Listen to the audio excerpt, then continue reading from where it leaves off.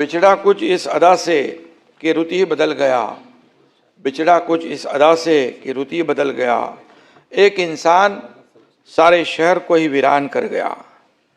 या दुर्घटनेनं पवार कुटुंबियांवर काळाने घाला घातला.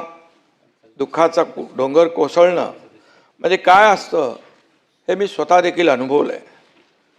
माझी 2 मुलं अपघातात मी गमावली, त्यावेळी मी दुःख पाहिलंय. त्यामुळे सुनेत्राताई, पार्थ, जय आणि एकूणच पवार कुटुंबियांच्या दुःखाची आपण सगळेच कल्पना करू शकतो. माझे गुरुवर्य धर्मवीर आनंद दिघे साहेबांना सुद्धा मी अपघातातच गमावलं आणि त्यावेळी देखील दुःख काय असतं हे मी पाहिलंय.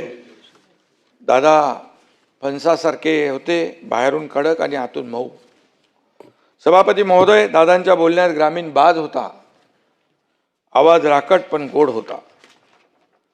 एकनाथराव ही दादांच्या स्टाईलची हाक माझ्या कानात आजही घुमते आहे. सभागृह असो, पत्रकार परिषद असो, कार्यक्रम असो, कॅबिनेट असो, अधिवेशन असो, प्रत्येक वेळी दादांची आठवण आपल्या प्रत्येकाला येत राहणार. बजेट अधिवेशन म्हणजे दादांचंच अधिवेशन. सचिव, अधिकारी, आमदारांच्या फायलींमध्ये बिझी असलेले दादा आपल्या सगळ्यांना आठवत आहेत आणि त्यावेळी त्यांची जी काय तगमग असायची ती आपण पाहिलेली आहे. आणि इथं खरं म्हणजे खालच्या सभागृहात जयंतरावांनी 10 वेळा, सुशीलकुमार शिंदेनी 9 वेळा अर्थसंकल्प सादर केला.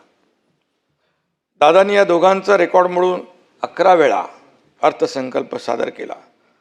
दादा खऱ्या अर्थाने विक्रमवीर ठरत होते, परंतु ते नियतीला मंजूर नव्हतं आणि नियती अत्यंत क्रूर आहे.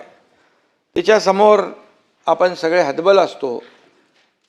हे कटू सत्य पुन्हा आपल्याला पचवावं लागतंय. पढ़ते रहिए fight against criminal daily newspaper.